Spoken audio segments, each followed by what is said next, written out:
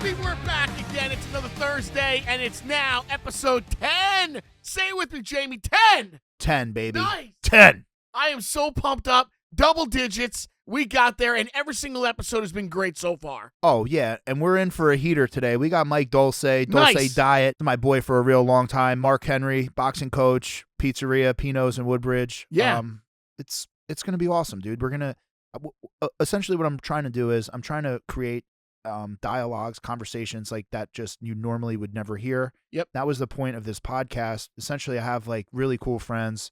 We get to hang out. We get to tell stories and talk and learn. And there's just so many conversations I've been a part of. And I'm like, wow, man, like if other people could hear this, it'd be freaking awesome. Like it'd be entertaining.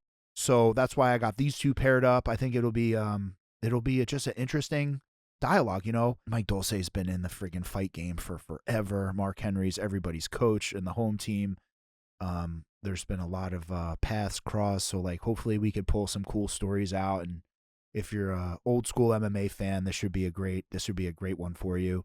And then also if you're a Jersey person, you know, you should love this one. I think we get things started just on that note alone. There's not much more to say, really. Everything sounds to be like right on par, ready to go. Let's go, baby. Let's get into it. Let's bring them in. Without any further ado, ladies and gentlemen, episode 10 is about to begin right after this. Eat Clean Bro. They deliver fresh, healthy, chef-prepared meals right to your door. So whether you're into bodybuilding or weight loss or just trying to eat better without the hassle of cooking, Eat Clean Bro has got a ton of options for you. Gluten-free options, high-protein options, chicken parm with sweet potato mash, buffalo chicken, mac and cheese, turkey meatballs and pasta, teriyaki salmon with jasmine rice, and Eat Clean Bro delivers within 24 hours in New Jersey, New York, Pennsylvania area. So if you're looking to try it out or you want help picking some meals that match your goals, head over to eatcleanbro.com right now. Eat Clean Bro. That's where to go. Where to go. We are ready for our episode 10. Jamie, let's take it away, introduce the guest, and let's roll. All right. We got Mike Dolce here, famous for a lot of things, Mike. What am I famous for?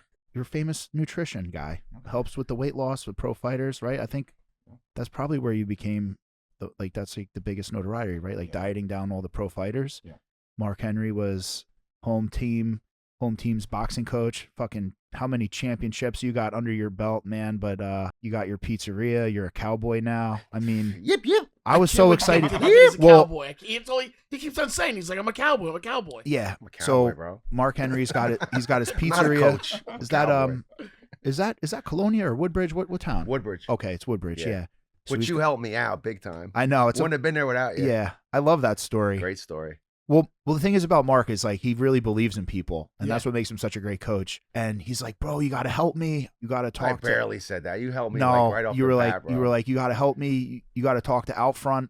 I'm like, well, I don't know. He's like, bro, if anybody could do it, it's you. I'm like, really? He's like, yeah, I need this billboard, and they got to sell it to me. no, they the gotta property. Oh, the property, right? It was The a big slab of property. Yeah. I need it for parking, or I wouldn't have been approved. So I pulled a move. My dad taught me this move early on. So when I filed for my LLC with GoDaddy, you get your articles of formation, and that's like your social security card in business. Like you need the fucking articles of formation, right? Like to do banking or anything, like they need the articles of formation. And it was blurry, and Chase wouldn't accept it. And the original copy is like blurry. It's like weird. Looks like a fake certificate, but it's not fake.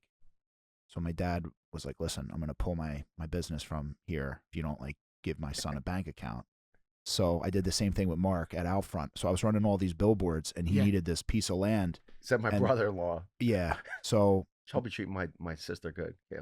wait, yeah. You call me. He said I'm my brother-in-law. You better tell my brother-in-law. I said something, but I basically said, I was like, yo, look, I'm like, you're going to sell this piece of land at a competitive price because I knew like you got to make sure they don't gouge you. You save me money because Yeah. my idiot realtor Yeah. had it way higher. What was there? There was a billboard on the property? It wasn't about the billboard. It was a huge slab of property. Yeah, grass. Right, gotcha. Yeah. So And you wanted the billboards. I Well, needed he it for the didn't parking. want I wanted it. enough So- parking. Gotcha. What happens is I needed it. Okay. Yeah. So Like you need a mic here. I needed that right. property. Well, what happens when you own a business, dude, is you have to get approved by zoning. So Mark bought a property, and then he had these plans to do something with the property, and then like the town was like, "Whoa, no, you can't do this. You don't have sufficient parking." The town always steps in. So then that's where I came in, because the piece of land where the billboard was could get easily turned into a parking lot to satisfy the need of the zoning. So I came in and I negotiated with Outfront, and I told You Outfront, didn't look, negotiate. You well, threatened. well, yeah, I threatened to leave Outfront if they didn't sell the property, but I said if they did sell the property, I would buy billboards with them for 2 more years, and they That's were like, huge. like, Yeah. fine, and My man. and they got it done right away, and Right away. I was like, holy shit, like The You power, got some bro. pull. so Big pull. That's yeah, nice. and Well, the signs are everywhere, bro. Right, they are. They're everywhere. What were you spending on billboards at that time? it wasn't. I didn't think it was that much. It was Yeah, like it maybe was. like I don't 10, wanna 10 s- grand or 15 No, grand a month. it was more than that. You were everywhere, bro. Yeah, but I would beat them up bad. That's why I thought, I'm like, I don't know if I'm that good of a customer because I beat their ass, you know. But Yeah. I know of several people that tried to get that property and they would not budge. In fact, the guy came in after me who wanted the property because he was renting from the old place that I had. yeah, And he begged them, asked them a ton of money, and they said no. So when you did it, it was like yeah. I guess some like you juice, saw bro, it some though. New Jersey juice there, Yeah, Nice. yeah. You know, I gave them an offer. They Jersey. bro. I gave them an offer they couldn't refuse. Like That's right. Parmesan, like your guy Parmesan. I made him an offer I couldn't refuse. So That's how we leads- do it. That segues into the next one, right? So my buddy Lawrence is ultra obsessed with wanting to challenge himself, and I'm trying to explain to him, like, he's never rolled, he's never sparred, he's never. I don't even know if he's even gotten into a fight before. But now he wants to fight my buddy Anthony, the problem Parmesan. Oh. But how do you Fettuccine. become a fighter like that if you've never fought before? Well, you look good in the mirror, well, bro. we're worried- You look good. Or on the heavy bag with that's a punch back. we're worried Lawrence has mental illness. Oh, boy. jeez. So I'm trying to talk to Lawrence, and just like we talked about, like Imamu in boxing, right? I'm like, Lawrence, if you really want to fight, go to a boxing gym on the low, get your mouthpiece, get your headgear, get some fucking gloves, and just do light sparring. Yeah. Just see, like, If you can even handle it. well, like, you know, Test yourself. if you've never choked on your own blood, you've never been strangled unconscious, you've never had your ears ringing, like, there's some things that happen, like you have your nose broken, you have lungs are teeth on broken, fire. lungs are on fire. Like when Legs you're are spaghetti. when you're fighting people and people are fighting back, like, yo, it's primal, and it's not like a CKO kickboxing class, okay? Right. It's not like Yeah. it's not a joke, and if you're challenging someone, like when we had Kurt Pellegrino on the show, the first episode, Yeah. Kurt in wrestling was inflicting so much pain just in wrestling. I was like, Greg Soto, Toothless Tom. Toothless Tom. Yeah. Is this Parmesan we're talking about? Tom Galecchio. No, he fought all over the. Uriah Faber gave him the Toothless Tom on, like, the Okay. Ultimate Fighter. I think Frankie fought him in that series too. Was Frankie on Ultimate Fighter, or Uriah No. Faber? Was that Frankie Connor? tried out for it and didn't get on. No, as a No. coach. Yeah. Well, No, yeah. I'm talking about as tried to get on the Ultimate Fighter as a contestant. Yeah. Interesting. And they gave him the Heisman, Shocking. but then they called him up for gosh, what's his name? Oh, Tyson Griffin. Tyson yeah. Griffin. Gotcha. on That New was where Year's. Tyson Griffin had his knee, and Frankie was like, like knee bar. it was Yeah. cranking. Remember that I story? do remember, episode number 1, right? Yeah. He was telling us how, like, you could feel like bones breaking or moving. And he's like, It it was is what bad. it is. Yeah, He that just was goes with it. disgusting, That's right? crazy. But dude, Frankie fucked him up, and he Yeah. was set. They set him up to lose that one. Oh yeah, Yep. he was. I think Griffin was 9-0. Yeah. and he was like the next upcoming thing. And Frankie was supposed to be fish bait for a few people. He was fish bait for when Sean Sher came off of the steroid thing. Yeah. He was supposed to be fish food, and then they wanted Shirk to rematch BJ, and then Frankie put a Just never a really halt to worked that, out. yeah. Right? It Frankie never put a worked halt out to for the that. matchmakers. Yeah. No. So what happened was Lawrence is trying to fight Anthony, and we're all trying to be like, Lawrence, like, this isn't how you challenge yourself. But I don't know, man. How old is Lawrence? Bro, he's like 37, dude. Makes no sense. It's like really out of control. Can somebody start fighting at 37? No, dude. Bro, yeah, they can, bro. I started being a cowboy at 55. He can That's do it. it. That's you it. go. He keeps saying this. No lie. Since he walked in, he's like, I'm done fighting. I'm a cowboy. That's it. That's all he says. There's I don't this. see why you guys are laughing. I'm a So cowboy. committed, No, man. after you say I'm No, a cowboy, stop right. the laugh. That's it. It's No true. laughing. No laughing. It's the truth. There's this Sick. just there. Would you there- would you laugh at what's his name? Who's the guy in Yellowstone? Rip? Brings it to the Rip. Would you? I Laugh would at Rip? never- no way. He'd bring to the train station. No bro. way. Yeah. He's going to bring me to the train station. Tell you, I'm gonna bring Greg to the train station. Unreal. Yeah. So at 37, though, that's not the age to start fighting at 37. I'm worried Greg might be Brokeback Mountain cowboy. No, come on, man. Yeah. I'm serious. Oh my goodness. I'm joking. I don't think you are. No, but at 37, I mean, is how difficult? That's got to be almost impossible, right? Bro. To become a good fighter like that. I was thinking, right? bro. So I never heard of it. One of the things. Yeah. So I'll tell you. I want to I'll break tell you dudes' this. dreams, but Yeah. So hey, I give me the got. first. I trained a little, and one of the things that really pisses me off is when people do like clout charity, where like they give a homeless guy a cheeseburger on the side of the road, but the cameras are rolling. So that kid, Fat Boy SSE, he's like a Jersey rapper. He goes around, he tries to like feed homeless people fast food. It was just like really bothering me. So I'm like, you know what, man? Like, let's call this motherfucker out in a celebrity boxing match. And bro, I took off a sweaty hoodie and I like ripped my shoulder. And I'm like, bro, I can't even take my shirt off without hurting myself. I'm like, you know what, Fat Boy? I'm like, I don't even know if I could train for this fight. And this fucking kid might actually beat me, dude. Like, I'm too old for this shit. How old are So you? I'm 38. Okay. So I'm like, whatever, man. You know what? I'll let it all go. I'm not going to say nothing. My tough boy days are way behind me. So, but I'm very realistic because I've been humbled. I had Kurt Pellegrino run me the fuck over, smash the shit out of me. Yep.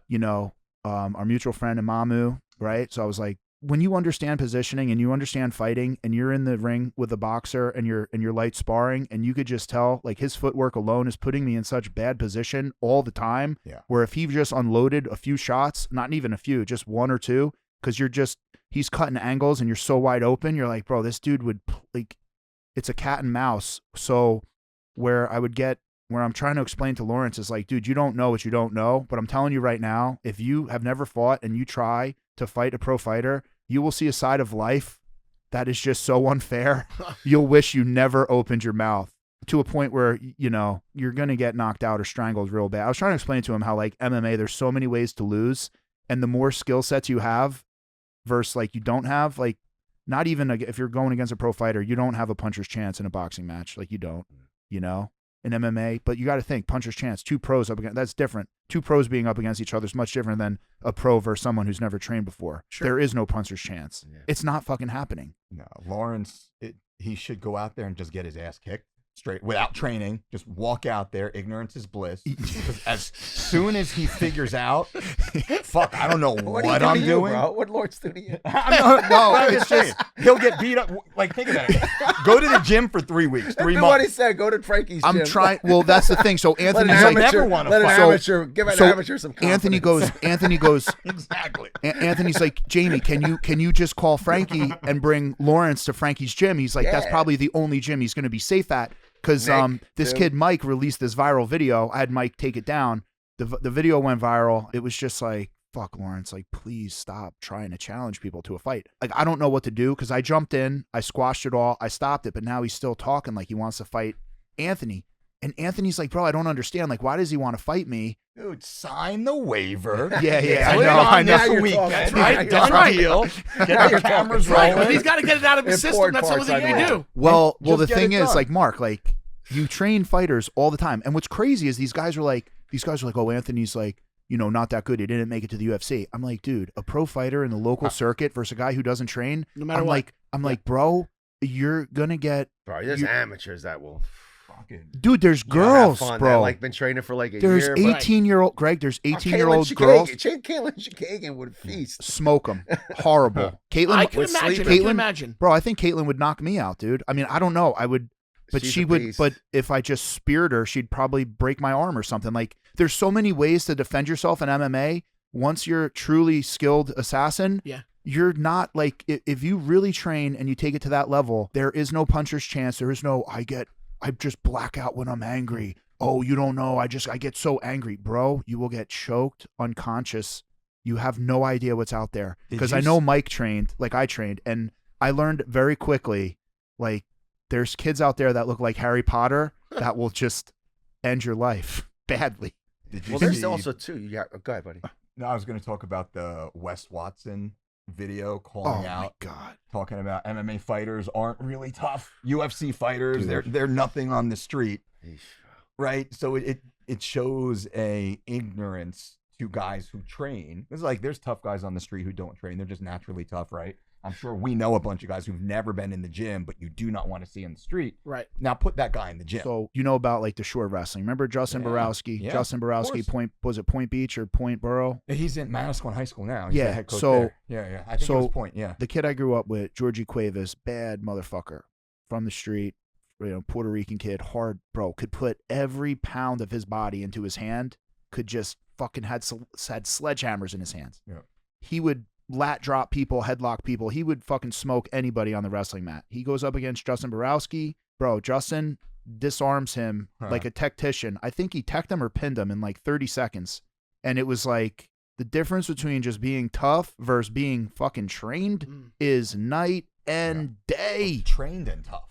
And then trained and tough is fucking forget it. You're in a whole nother level of the atmosphere. You're not even on the planet. Well, there's even layers to it, even if you're phenomenal at one thing. Like I've had guys who were incredible wrestlers, but if they couldn't take somebody down, they would gas quick standing because they just weren't used to throwing punches. When they're throwing punches, they're gas. And I'd have the opposite, like guys that would gas so fast once they got on the ground. So I would make them, like I had a guy, Ramzan, who I was with for a long time. He was the Bellator champion. Oh, yeah. And he was a wrestler, his background wrestling, and I would not let him, like, say he'd do 4 rounds. I'm like, you cannot take anybody down until the 3rd round. Got you. You're standing for the first 2, so you work on your stand-up cardio. Because, brother, like, it's not even just MMA. It's like working on the whole around cardio game of being able to do both. Because I know guys that aren't one or the other that will just gas out.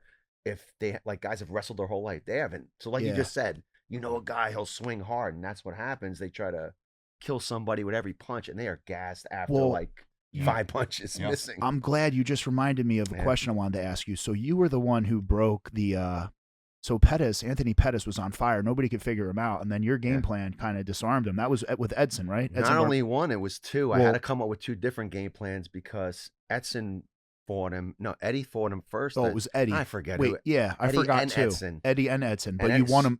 You won up against him both times. Yeah. So that was a masterful game plan because he was so dangerous with striking. Yeah. But you disarmed with the kicking range. You figured out if you. I saw he backs up by the fence too much. So the main game plan was combination to fence and then take him down on the fence.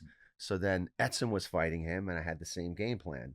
And I'm like, it's just too easy to get him up against the fence. So I tried it for 2 weeks, and Edson would not listen when I was saying it in sparring, so I had to scrap it. And that's what happens even in, like, you can come up with great game plans, and you could try it, but if you feel like your guy, like, say you have a 2.5-month camp or 2-month camp, like, if you feel he's not going with the game plan in the first 2 weeks, like, you got to flip the script and change it up. Like, that happens all the time. It's even crazy in the fact that you could even have a game plan, and it works.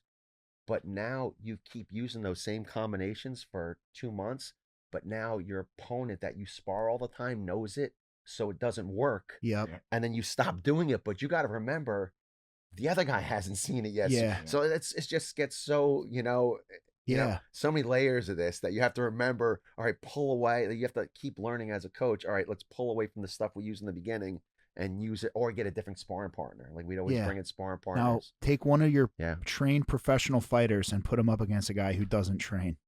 How bad does that go? But I'm going to do one worse. Like, I'm a military guy. Yeah. And, like, and I think people mostly watch movies with special forces or what's the worst? Navy SEAL. Like, what an MMA guy could do to a Navy SEAL. Oh, yeah. I'm just talking hand-to-hand combat. Oh, of course. No weapons. knife, no weapons. No like, explosives. and you're talking, like, the highest level of, a fighting machine. Like, they don't have a chance. They don't have a chance against an MMA guy, man. Sean Strickland beat up a Navy SEAL a couple years ago, right? And, like, in a very humble way. And I'm sure if a Navy SEAL challenged you, he already knows something. Like, I'm saying that maybe others don't. Like, maybe he's an MMA. It's just such refined. No, it's just such a refined skill set. So I tried to be a Navy SEAL, dude. I got hurt at Buds. I met a lot of those guys. I didn't know that. Good for you. Yeah. Well, I had 6 herniated discs, man. I'm happy I could fucking walk. But you know what it is about Buds? It's that boat. It has to do with your height too. It's the weirdest thing. Like, if you're susceptible to chafing, the sand, it'll eat your skin, your heels, your hips, your inner thighs. The water's cold. There's a lot of things that just break you down that you just cannot anticipate. But one of my friends was like a Beast of the East wrestler. He was bad as hell. What he could do with weapons and explosives, and when they train for certain things, it's incredible. But like you said, bro, think about jiu-jitsu, dude. How long does it take to become a fucking black belt? Like, I don't know. It takes like 10 years, right? I Is it 10 years, I Mike? play soccer. Mike, how long? About 10 years. It's like 10 years. Dedicated 10 years. Dedicated 10 years. for sure. And then, dude, when you're a black belt in jiu-jitsu, there's like one-on-one, goes to the ground, there's nothing you can do. Yeah. Not even like maybe if you have a knife or a gun, but like, dude, there's nothing you could do one-on-one, no weapons. Well, it goes to show you too, MMA kind of evolved where they were showing with jiu-jitsu, like when you first starting in MMA, instead of showing so much offense, they were showing defense. Yeah. So if you're in a fight, at least you can defend and not get submitted. Right. So instead of being so hardcore on offense, go heavy on the defense. At least he takes me down, I'm not getting choked out. Yeah. I'll just learn how to get up. Teach him how to get up instead of get up and get away. Yeah, I trained defend the shot. Yeah, I trained guillotine defense a lot, like as a wrestler. So that was one of the things I remember the guillotine defense, because that's the easiest thing to grab when you're getting taken down. Someone just tries to throw their arm around your throat and choke you. But yeah, man, it's funny. This is just a hot topic right now, and I'm coming off big. But back to like you put a lot of effort into a game plan. Johnny Hendricks would go off the game plan, right? That guy loved to eat. Was he the guy who got you in some hot water? Because was that the one with the weight cut where he missed or something? Or Johnny multiple times gassed him. Oh God, Kelvin. But I'll say I'm the only one that ever got Kelvin to championship weight. Right. Nice. Right. So it's like both those guys missed weight at 185, and I got them both out to 170 00. Nice.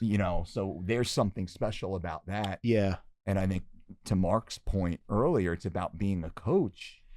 You have to understand the psychology and the emotion much more than here's the template, here's the calorie counting, here's the combination strategy. It's not about that. And each guy's different. And some are tougher than others. Absolutely. Well, cutting. Some are really fun. Yeah. So what I was getting at is like your ability, your adaptability. How do you say that? Adaptability to change.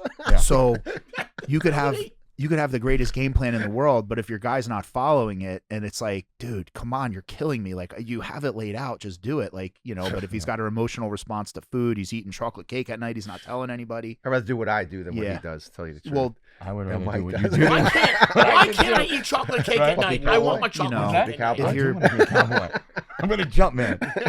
So a question I wanted to ask, man, like throughout your career, what was like one fighter that really just blew your mind? All right, two quick stories. Number one is Nick Lentz. Nick Lentz got cut by Joe Silva on Christmas Eve, right? On Christmas Eve, he gets the phone call cut. That's how much they did not like Nick Lentz. And then a couple weeks later, they get a phone call back because somebody got hurt and they needed a replacement that already had all of his medicals in check, someone to slide right in. Lentz calls me, never spoke with him before. Can you help me? I want to work with you. I want to get to know you. I don't even know if we can work together. Are you coachable? Like, maybe you don't like me. Maybe I don't like you. Like, but usually how I like to work is like, let me go and meet you and hang out with you, your family, your team. Before I was like, all right. I was like, I know you. I know your career. I knew everybody at that point. I was like, if I take this on with you at 155, next fight we go 45. And he's like, I almost died making 55 last time. I said, well, that's because you did it wrong. So you say yes to me, then I'll say yes to you. So what happens? We go on. Nick goes out there. Nick wins that fight 55, dropped him to 45. So he went being cut from the UFC and the Facebook prelim first card guy to all of a sudden I was able to help him fight Chad Mendez in a main event in Sacramento. I remember that. Nick wins the third round, fresh as a daisy. If that's a 5-round fight, Nick Lentz beats Chad Mendez. Yeah. Now all of a sudden he became a title contender, legit. Yeah. Made his career. He made a shit ton of money. Like Nick Lentz had And 45 was definitely, you're right. 45 was definitely the weight for him. The weight for him, right? Yeah. Nobody else could see it, but that's kind of like. Yeah, that's great. And you could probably look at an athlete and say, you're fighting the wrong style. I told that to Frankie forever. Well, bro. I told him if I hit him Barao, he would have had 2 titles. Bro, Frankie begged him. Dominic Cruz. No, go down 35. Bro, It was at 55. You're right. Sorry. Dominic Cruz would have been Rich Franklin if it wasn't for Frankie. If Frankie went to 135, Frankie would have been the Anderson Silva 135. Well, they begged Frankie to go to, what was it, WEC or yeah. WC? And I told him, and I'm like, bro, do not go. Like, they were begging him, like, want him to fight Uriah. And I he would have said, smoked Uriah. He would have smoked bro, Dominic don't Cruz. stay in the UFC. This is way before he was champion. Yeah. I'm like, bro, you're gonna win champ. Don't worry. Like, Yeah. And he was like close because they were putting like Big money pressure on it. and putting pressure on him and offer more money. But I would have loved to see Frankie, Dominic Cruz both. I think you know, it never happened. I know. I In can't that believe it. era too. Oh my God! right. I think Frank would have smoked him bad. I think that ground and pound Frankie had would have just been a nightmare. Yeah. Frankie would have got a hold of him. It would have been so bad for him. It would have been great. It would have been great. Yeah. But I know, like we were talking about weight classes. I know it's there's got to be a thorn in your side. It's a thorn in my side. And It's he's a just like big my friend. man. Like I want him to go down just for his safety. You know, I love him like a Yeah, I you know, like a know. little brother. We were so close.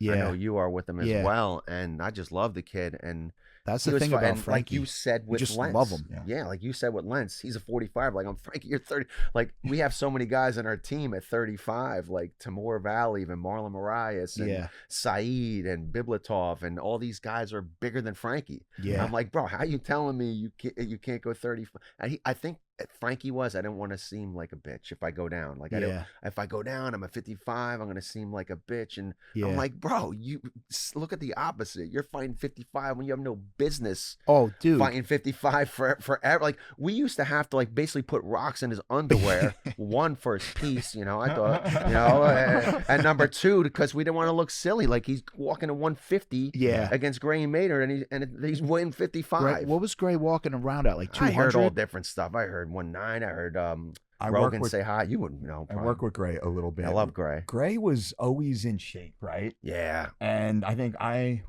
forget if I was before or after the Frankie saga, but Gray was always awesome. And he was in the 80s. Like he was never as big as said because he didn't have a high stature. Right? Shredded 180s. Fucking no, he was fucking yoked, but he wasn't like 190, 200. He was Khabib would be like 205 and suck down the 155, right? He's a big dude. Yeah. Yeah. Well, when I fed Islam, so I got a picture. I got all our guys. Yeah. Bro. So it's me, Todd, and Islam, and I'm like, yo, look at this guy. Like, look how big he is. They're like, he's not that big. No, he's big. I go, bro. My chef is over 300 pounds. I said, bro, I was like 270. I go, this fucking guy fights at 155. His head and neck is the size. We're almost like, you got like two guys that are averaging 300 apiece. I'm like, this fucking dude fights at 155. What do you mean he's not big? Yeah. I'm like, are you out of your fucking? And they're like, oh, I'm like, bro, he's 5'10". Looks like, bro, Islam is gigantic. Yeah, he's a big dude, bro. For fucking fighting at 155, he is like a freak. Well, like Zabit fought at 145, but when Zabit came into camp, I'd say at 170 something, the dude wasn't people never even saw the things that Zabit could do, like what we've seen. It's a shame he just stopped. I don't know what happened. What did he go? He went crazy or something? No, not at all. He kind of went smart. He's like, you know, it's not worth my brain cells if you don't want to pay me. Oh, okay. I think a lot of things came into the equation. I think I was one of the only ones that said, bro, I'm happy for you. Like everybody tried to like convince him, and I was like, bro, I'm happy for you. You're making the right decision. If it's not in your heart. Well, I remember everybody was like, yo, this guy's a beat. This guy's a beat. Everyone was talking about him. And he was doing like wild like jumps and flips and hitting people with things you just never seen. People didn't even see what this kid could do. Like, and when he was heavier, because I think 145 was too light, too much for him. Yeah. And he was kind of a different guy those last 2 weeks of training to where he just didn't have the same strength. And like, when he was like, bro, he could take down like, bro, his wrestling was on a whole nother level. And just the thing, I remember even like, wasn't even fighting. We were at my house on 4th of July and. Oh yeah.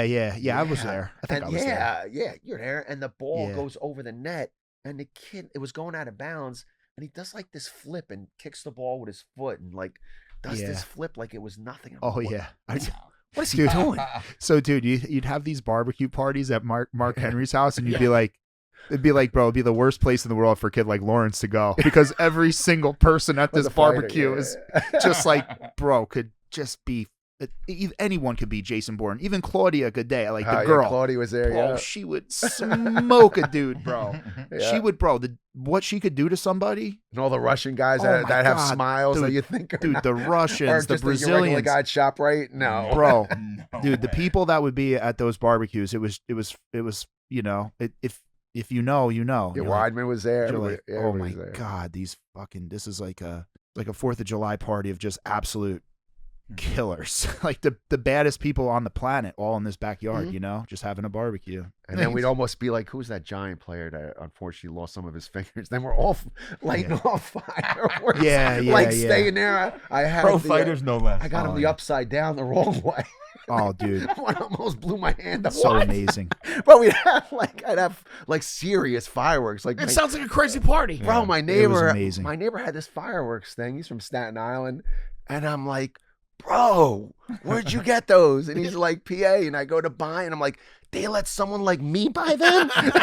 Yeah. Anybody could go in there. Yeah. Yeah. And I went and bought like so much money of it. And my daughter come with me because they're illegal coming to New Jersey. Oh, so I'm yeah. like, they're not gonna arrest me with my like 5-year-old daughter. No, that's right. I wouldn't do that. That's Oh funny. yeah, bro. Pennsylvania, it's wild, bro. The things you can get your hands on. What about you, Mark? What was something that happened? You were just like, fuck, that was crazy. Yeah, man, it's so many I know. phenomenal guys. What sticks out, man? It's it just has to be. Eddie Alvarez too. Yeah, I know. He's coming on the Bro, show. I think he's coming on the yeah. show like next week Eddie, or something. bro. Yeah, forget, bro. I Gonna love be a Eddie, good bro. show, bro. Oh, it's gonna be a great show. Oh man, he's wild. He's the best. Yeah. Bro, he's pretty much won in everything. I had more fun with him in bare knuckle than anything. He Yeah. got so much better. Were man. you at the last one? Yeah, I stopped the last two actually. Okay. And Dan Miguelato's like, bro, 'cause what was the other one? He's fighting Perry, who's way too big for him. Yeah. And Eddie's winning. He's winning, doing Yeah. phenomenal. But I'm talking to him and I'm like, Eddie, look at me. You're not looking at me purposely. And he's like, not looking at me. And his eyes are all messed up. So the doctor checks him out and doctor says he's good. Uh-oh. And I'm like, Eddie, look at me. And he won. I go, Dan. I'm like, that's it. And Dan came out. He's like, bro, that's why you're like one of the guys that really cares about your fighters a lot. Yeah. But then he had 2 broken orbitals. And the Wow. two fractures. I mean, 2 fractures. And the doctor said one more, he could have lost his eyesight. Yeah. And then yeah. last one was a fractured jaw. It was And horrible. I'm like, Eddie, you're not talking to me. Like, say something. I'm like, he was Yeah. winning that one too. Yeah, I know. I He was there. mad at me on both, Yeah. but I was like, nah, bro. Yeah. No, I love you too much. Yeah. You got the wrong guy in your Good for you, corner. brother. Yeah, he got hit with something bad, and it was. Yeah, it was Stevens. That was my 3rd fight. You usually do really well game planning with guys on rematches. Like I've had so many rematches with fighters and other fighters. Bro, and when Frankie he was the fought only one that I Stevens, lost. when Frankie fought Stevens in Yeah, Madison Square Sabine Garden, fought him too. I would get so nervous. I would Ah, get bro. sick. So this was like, I Tell was him, bro, having, isn't like, it different? Like oh, the it's fight, bro. disgusting. Isn't it Yeah. bad? So I had this big come up. We took a limo. I was with JWoww. I was with Todd Frazier. We're in the limo, man. We're got like the celebrity seats. We're all pumped up. I realized I had a chafe stick. It wasn't deodorant. I put like chafing guard on my, and I'm like, what the the hell? fuck? I'm like, I stink, right? Because I'm nervous, bro. I'm fucking just sweating. And then Jeremy got him with that hard shot. Yeah, Frankie never got going until he Yeah. got hit with a Yeah, good one. yep. Oh man, Jeremy hit him with a good one, dude. I'm was like, a yo, kick. or he hit him with something bad, and my heart sank. I thought I was having a heart attack. I started having a panic attack. Yeah, I'll never forget, Bro, bro. it's But rough, right? the Madison Square Garden fights were just so damn Oh, cool. My gosh. Yeah, but then like they raised the price crazy. Yeah, So then they're I crazy. started having parties at my house because there was like for the Smart. floor seats, That's it was great. like 5 G's a piece, and I'm like, yo, for 10 grand, I could do crazy shit at my house. And I just started doing that. So I stopped. Yeah, I stopped going smart. Yeah. to Madison Square Garden. The Newark card is Saturday. Yep. Frankie's doing something with Cormier, I think, DC and them. Oh, great. I think in the morning, like the On camera? yeah, Good it's for like him. yeah, Yeah, it's hell like yeah. like the funny thing they do in the morning or whatever. I did it once. I made a pizza on it once with DC. Nice. Oh, yeah, yeah. I think I forget. I think it's the Garden. Yeah, the Garden. You doing another party at your house for the show? for what, Madison For, Square? yeah. That's like in November. So Oh, okay. yeah, I'm not worried about anything but this weekend. But I your got- question, Frankie was just on another level, bro. And when Frankie was there, like with Yeah. all our other fighters, It was awesome. it was just so easy to be a coach because like everybody saw Frankie's the first one there. Yeah. Everybody saw Frankie do everything that a professional does. Dude never missed weight one single time in his life. I mean, he was so. I mean, the whole. They he don't would be make a him like beautiful Frank. guy because he did exactly what a guy like Mike would tell you, like to the T. Like he was anything he did from Yeah. from stretching to Yeah. be the first one in, last one out, and like he was just it's so contagious. Like to be like guys like Corey Anderson, who became champion, got to see how Frankie was. Seeing is believing. Yeah, and all the amazing Russian guys we had, that came through, got to see. And with all the passion that you have, though, it's hard to imagine that you're walking away. And then you keep on telling us like now you're a cowboy. So what changed? What changed was a lot of it changed was, I love these guys, man. And it was just also I just want to throw in Caitlin too, the way she acted after Frankie was like another Frankie. But what changed for me was, they were, everybody's so much young and if they lose, no one's married and has kids and they lose, you're going to fight your way back. They're young, now, like, when you're with the really good guys, like a lot of them are married, have kids.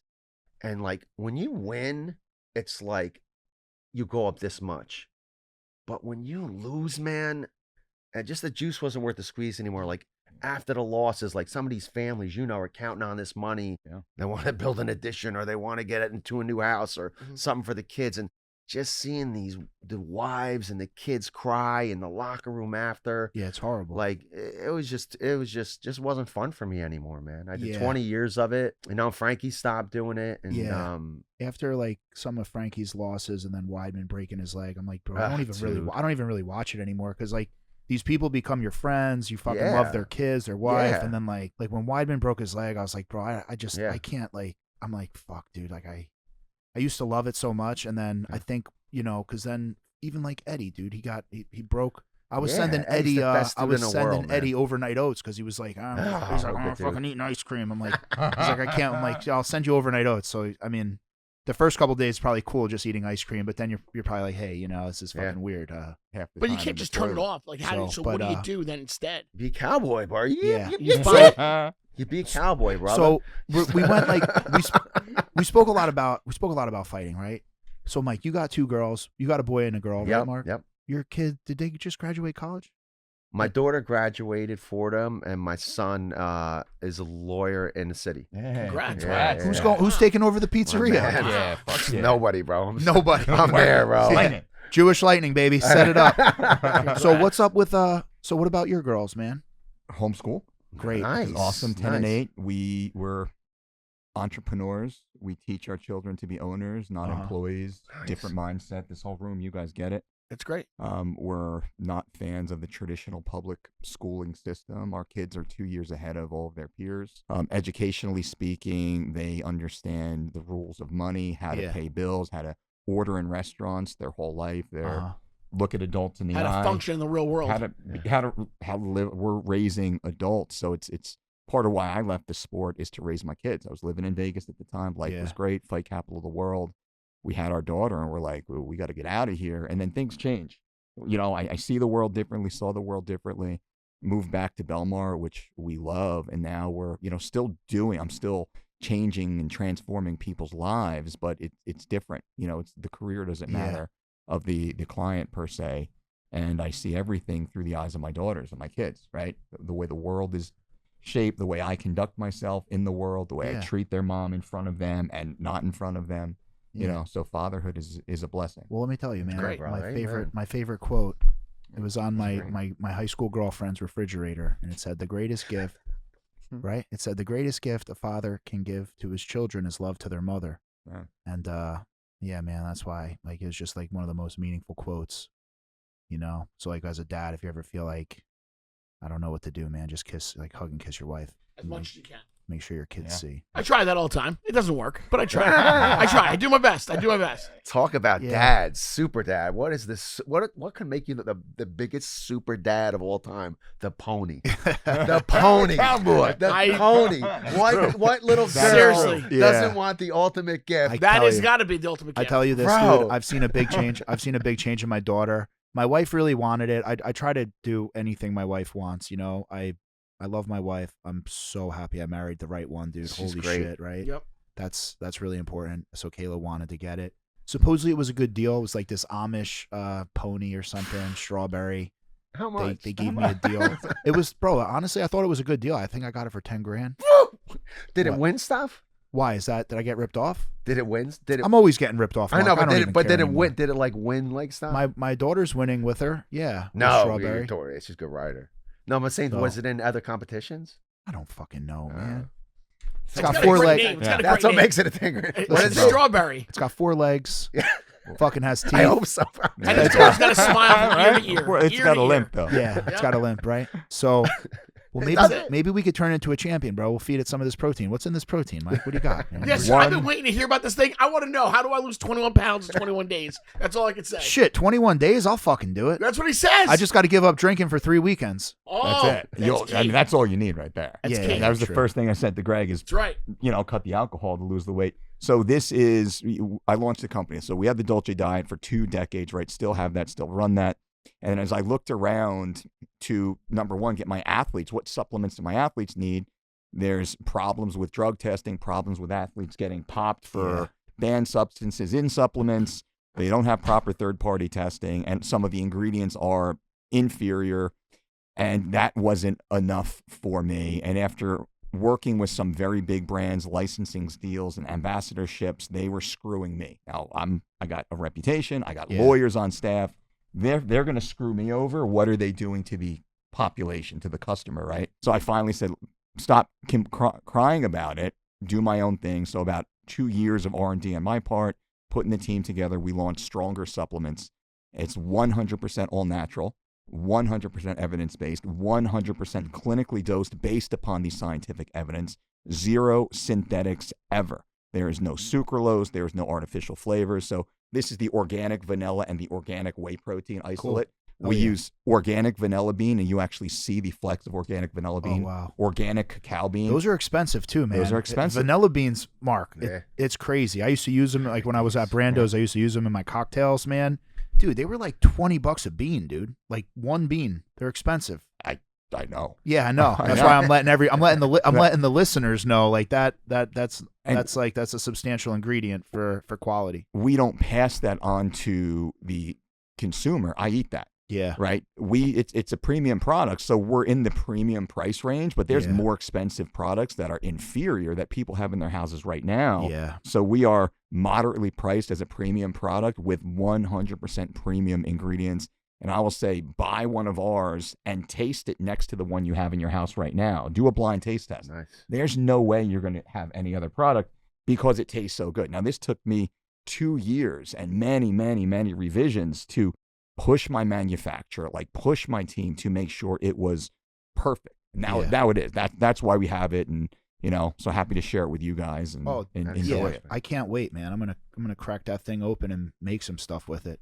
What about with like cooking? You could like make protein pancakes with it. Absolutely. Yeah. You can? Okay. Absolutely. All right. Whatever you can think of. Okay. Like especially with you That's and a your game changer. brains. That's a game changer. You have I the didn't vanilla know. and the chocolate. So however you want to mix it in I'll your play with it recipes, for sure. enjoy, man. Really? Yeah, that's super cool, man. It's as close to a whole food supplement as you can find. Nobody else, no other company, all the big names, they don't do this because it's expensive and it's Yeah. and they lose margin on it. And nobody on their board wants to give up 3 cents here and 3 cents right. there. Yep. I'm happy to do it because I own it. I don't have any investors. I don't have any board. It's just me. Yeah. That's like Eat Clean Right? Bro. Yeah. Like I'm able to do shit that the other guys can't because I don't need to answer to a board of directors. I don't have shareholders. If it's gonna eat the profit, well, fuck it. Then I pay less tax, and I like that because I'm like, well, why do I want to send fucking money to gender studies in Afghanistan when I could just give people in Monmouth County better food? Yes, sir. There's no incentive for me to have like a super high profit. Like, what are they gonna do, bro? The more money you make, they just take it. So just give it to people. Fucking give them more chicken, man. Fuck you. Yeah. You know? Always about chicken. Well, it is for me. This is about the quality vanilla bean. I know my wife is a huge fan of Jamie too, getting into his own credit cards and everything. Like Oh the stuff yeah, he's- yeah. Well, Like Shopify what this kid is doing is phenomenal. I known him from 20 years ago, dropping off something for Frankie at the house, like 20 years ago, It was a man, long and telling time. his story, Yeah, bro. Like well, how yeah. humble this dude has been from then to now. Yeah, I wish everybody knew his story. I'm so happy that I got to see his success from. Yeah.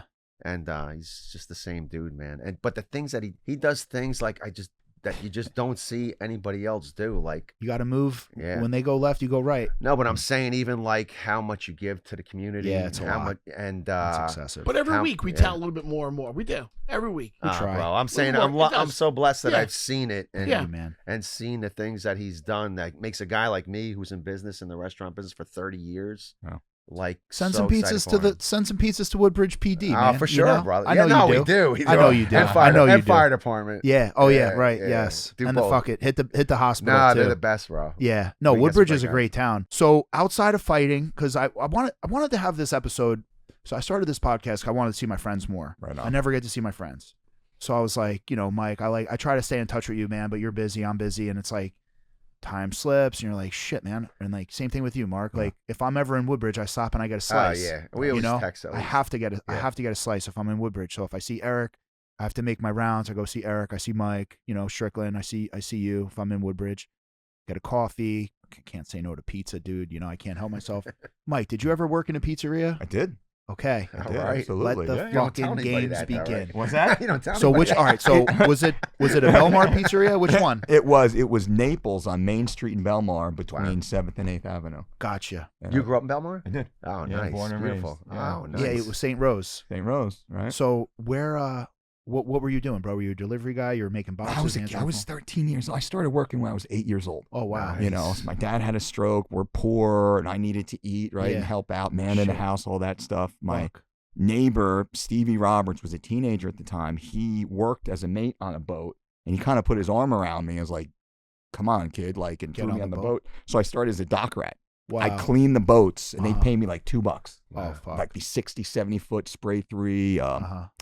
not the Ocean Explorer. I forget some of the names. The Spray 3 was the main boat. Anyway, Miss Belmar, all that stuff. And I started making my way up, and I was a hustler, and I was hungry. Come on, all of us, right? Yep. Yeah. Hungry. And then it was a matter of like, what else can I do? So I started at Naples at 12 years old, Nice. cleaning. Just mopping, sweeping the floors back when, they pay you cash, and maybe they still do, right? And then all of a sudden I'm behind the counter, I'm helping out, I'm running the cash register, I'm starting, not ever flipping pizzas, but I'm learning how to do it. I'm making like little French bread pizzas. Yeah. So, and you got a hardworking kid who shows up on time and is a little humble Oh, and looking yeah. to You learn. see that a mile away. And they- Bosses. Yeah, you don't see that Boss- anymore though. Not in 2025. Oh, I it's can't tough. even get the kids to put an E-Clean Bro hat on when they work. I'm like, bro, I would put the phone away. Start with that. Right?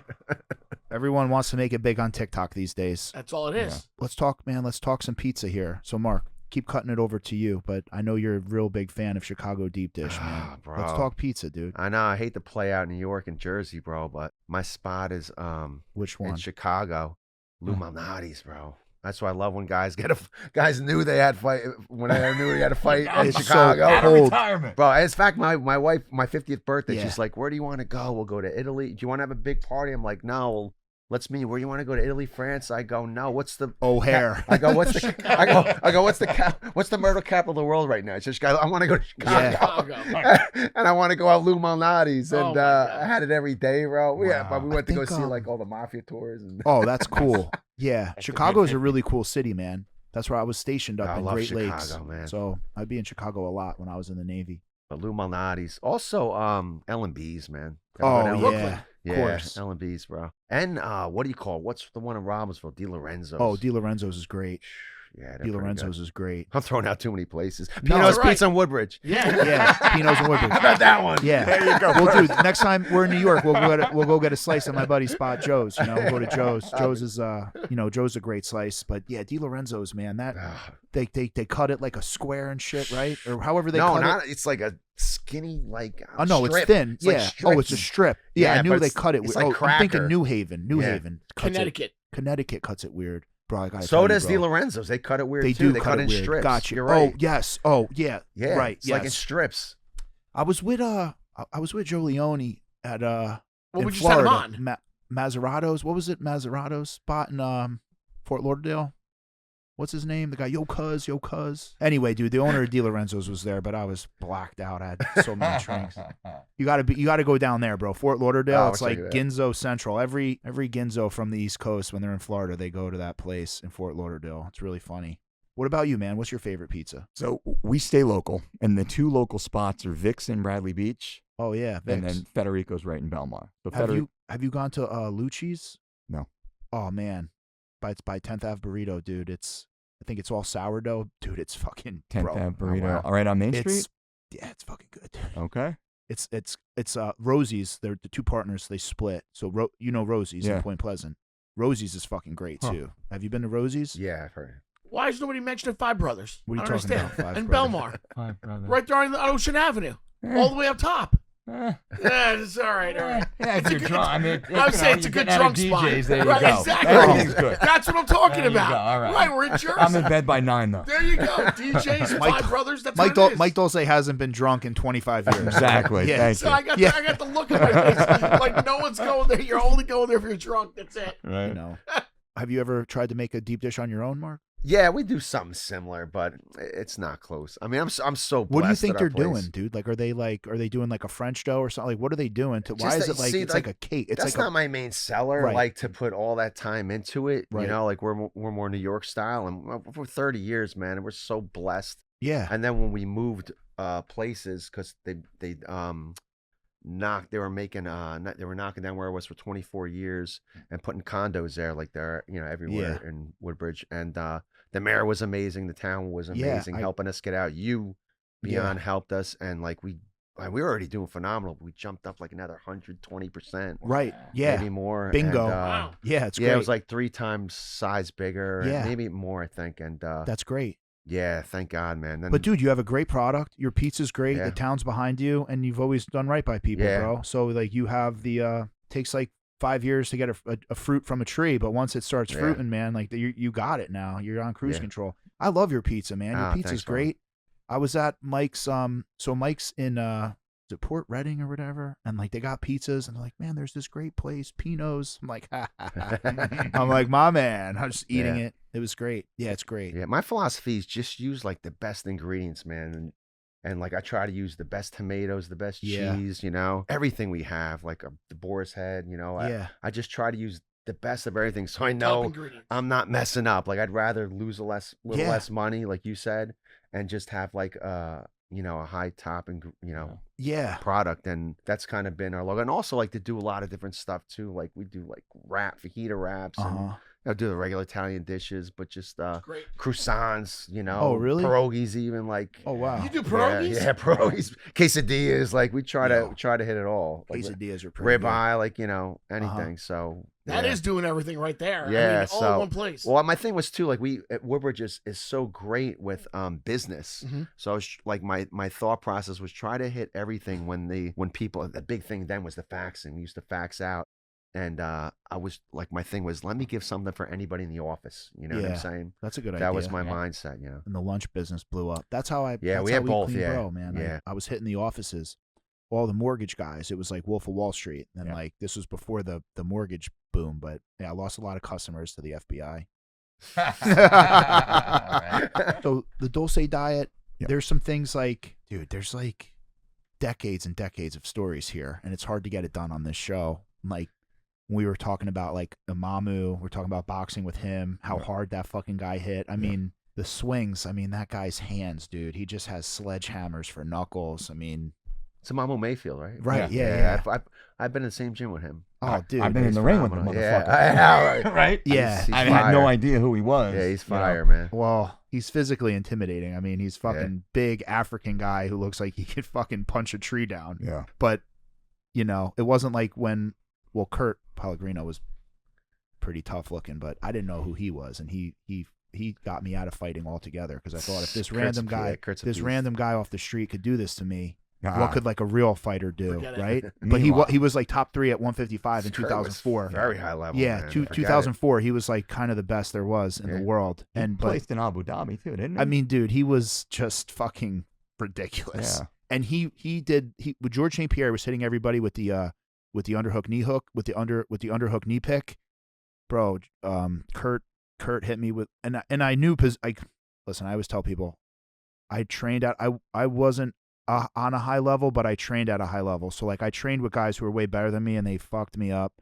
It's the And way like to I do knew, it. like with boxing or wrestling, I knew when I was in bad position. And the thing is, when they put you there, they're putting you there. They set the trap, and now they're springing it, and you're like, oh no, Yeah.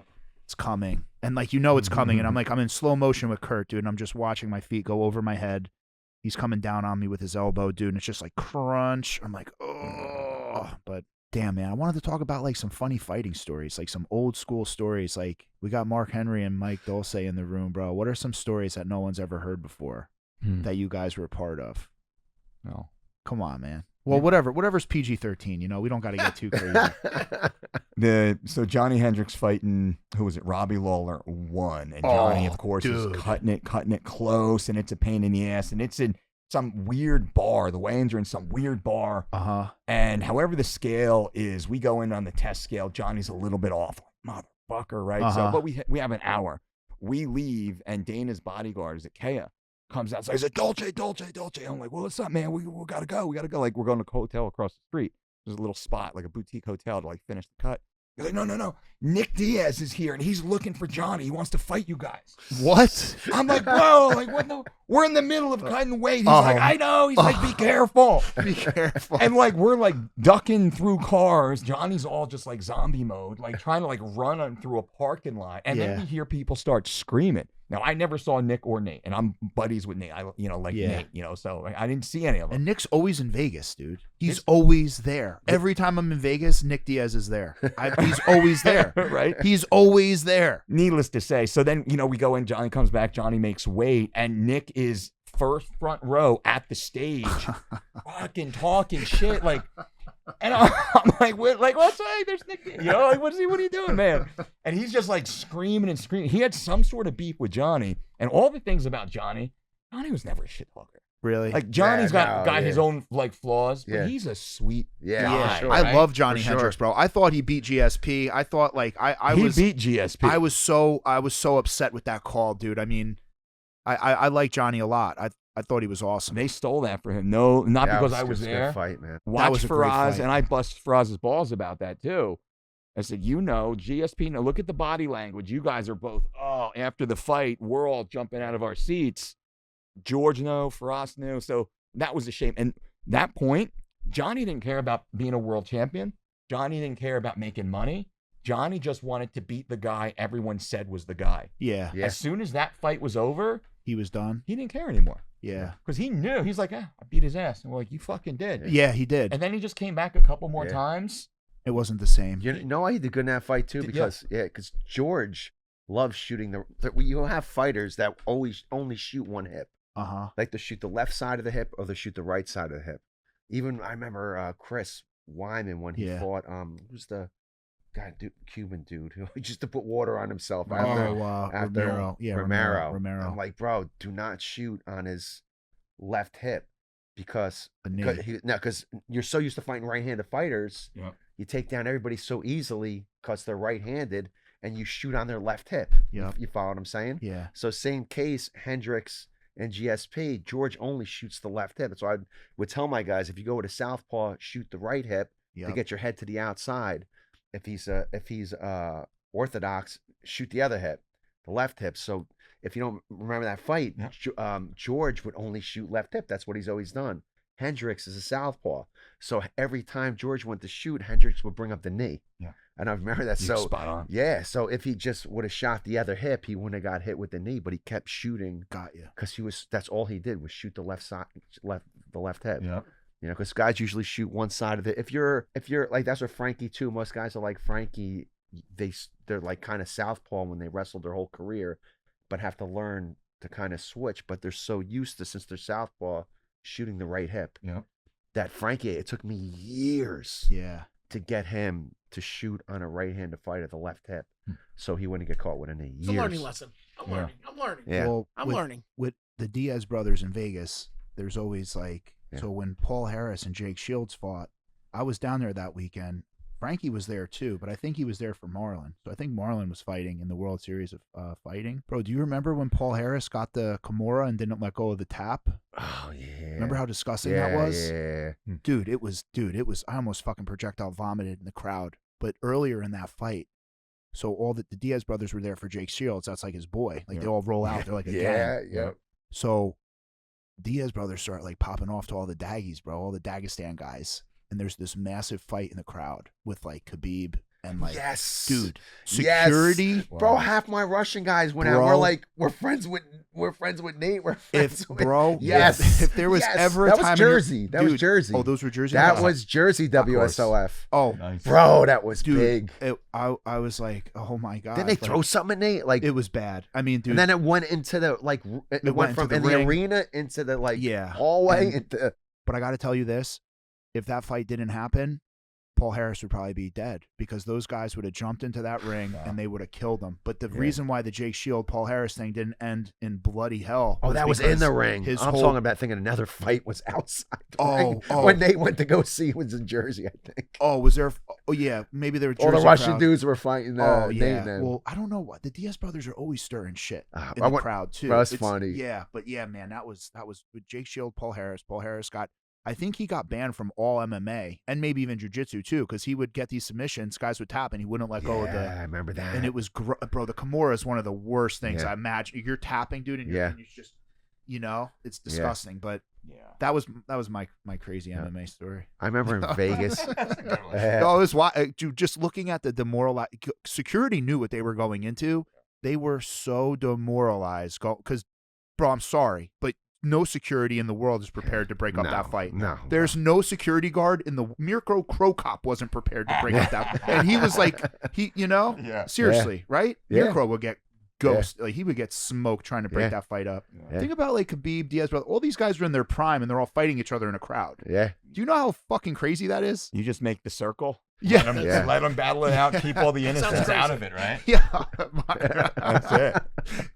I remember in Vegas one time, and I don't know if Eddie was fighting, or I don't know who was fighting, but I was with Eddie, and Nate just beat McGregor, and Nate was always so nice to me. I remember in Jersey one time, I'm even behind him. He paid for my parking, like he was the car in front of me. Go, hey, coach. Wow. We went down to train with him one time, Frankie, years ago, and him and his coach are great, so nice to us. And he just beat McGregor, and he goes, Coach, what's up? And me and him are talking. I'm telling him how an amazing job he did. And Eddie's there, and Nick started, I don't know, something happened with Eddie and somebody, and Nick starts creeping behind Eddie. Oh, my God. And Eddie's like after is telling me, bro, this dude started sneaking around me, like I'm thinking he's gonna pop me back of the head, and I'm like, and and we're at the weigh-ins, like mid weigh-in in the back area, and thank God nothing happened, bro. But it was, that is so funny. Yeah, man. Eddie starts fighting, I swing a Nate, and I die. Like, it would have been great. Well, he's my boy, like, dude. And I get choked to death. That's great by a guy I like. Thank you so much for the show, man. Bro, I it's had a blast. 90. Great seeing you guys. It's Man. 91 degrees. There's cold drinks and there's cool pool to hang out at. You know, I thought, I had a great time with this one. Great time, bro. Yeah, I love you guys. You man. cannot have a great time without you, bro. I know. I wish we could hang out more. I just sit here star-stunned, listen to your stories, and I'm like trying to capture everything as it's happening. Dude, this was, you know what, man? There was maybe too much information to download in one episode. I mean, we need part 2. I know. Maybe we'll do part 2. We'll do part 2. Hang out with you guys. I'll just do for it. Hell yeah. All right, man. Guys, thank you so much. On that note, guys, Mark Henry, Mike Dolce, we're taking a break. We'll be right back.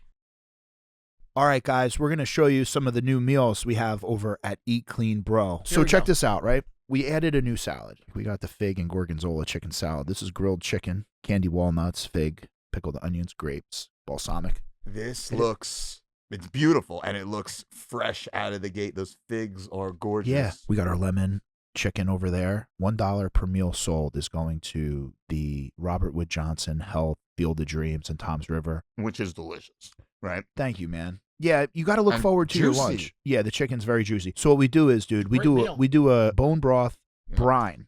So we brine the chicken in bone broth to give more of like this fortified chicken flavor, and that just sends it over the top, dude. Eat Clean Bro chicken breast always going to be thicker. I was just going to say, look how thick it is. Yeah, it's thick, so it retains the moisture, and it reheats really well, and that's why. Sweet potatoes are awesome. Yeah. It's almost like a dessert. So basically, dude, with sweet potatoes, you want to roast them, and what you want to do is you want to bring out the natural sugar in them. So the starch in a regular potato versus sweet potato is much different. The second you start boiling sweet potatoes, you cook out all the sugar, you cook out all the shit that makes sweet potatoes great. What you want to do is you want to roast it at like 400, and you want the natural sugars in the sweet potatoes to start caramelizing. So basically what I'm trying to do is I'm trying to do high protein, complex carbs, vegetable, bone broth, sauces, everything's from scratch. It's just great. Well, guys, thank you for tuning in and checking out some of our meals. We're super excited to see you over at checkout. Use my code for my friends and family, BROMERICA15. That's BROMERICA15. BROMERICA15. Back to the episode. All right, well, thank you guys very much for hanging here on The Bro Show. I'm Greg T. That's Jamie. Jamie, you're up. What is the Bro Show key takeaway today? The Bro Show's key takeaway seems to be like the same thing over and over. You could hear the passion in Mark Henry's voice. You could hear the 100%. passion in Mike Dolce's voice. You know, these are people driven to what they love doing, things they love, people they love working with. And it's the same every week. It's the same. You know, be true to yourself. Do what you love doing. Work hard at it. Yeah, and I thought today was entertaining as hell, man. I had a great time laughing. Well, some of the stories were definitely, I was trying to envision some of these stories that were going on when you guys were talking about, you know, like the fighters just like fighting in a crowd all together on top of each other like that. And just everything that's going on, I'm trying to envision everything that's happening. Man. Yeah, and when you know these people too, and you know what they're capable of, you're just like, oh my God. And yeah, it's wild. Mark Henry is playing polo, right, with his horse in Pennsylvania, so he had to cut out early. So the episode was a little short. But like I was telling Mike, like, man, dude, we probably could have had like a 5-hour episode. Oh, geez. There, you know, I feel bad. I wanted to get Mike in there a little bit more. But yeah, man, we might have solid, no matter what. It was a great episode, but I felt like, man, we could have kept that going for another hour. I mean, between between stories about Frankie, you know, and then you got like Johnny Hendricks fighting, you know, GSP or Robbie Lawler. I mean, these are gigantic names in MMA that like everyone loves and knows, and the stories are just endless. And if you're a fight fan, these are the stories you want to hear. Yep. Yeah, we might have to do an episode 2 with those guys because this shit was fucking awesome. I was hooked on every single story. So even though I didn't know as much, the stories to me, it really hit. It was kind of fun. So I enjoyed myself. I really did. I thought it was a great episode. Yeah, I had a great one. Great. Yep. Thank you, man. On that note, we'll see you guys back here next week for episode 11. 11. It's the Bro Show. We're out.